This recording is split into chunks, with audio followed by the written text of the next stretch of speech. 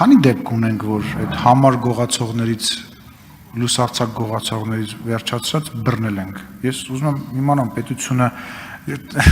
բանը ավտոմեքենաների մագնիշ կա, որ այդ ավտոմեքենայի մագնիշի մեքենա ունենալը ինքնին դառնում է անեծք, որովհետև օրինակ Porsche Cayenne-ները, որ այդ եթե դու ունես Porsche Cayenne ավտոմեքենա, քո լուսարցակները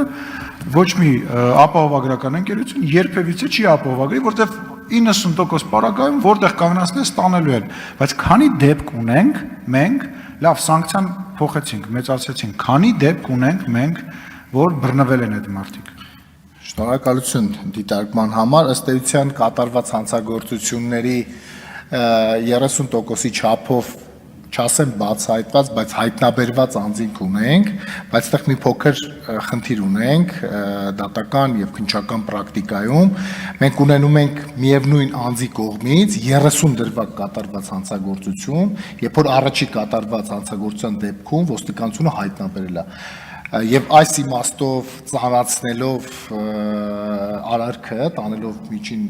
ծանրության տիրույթ, մենք նաև հակված ենք մտածել, որ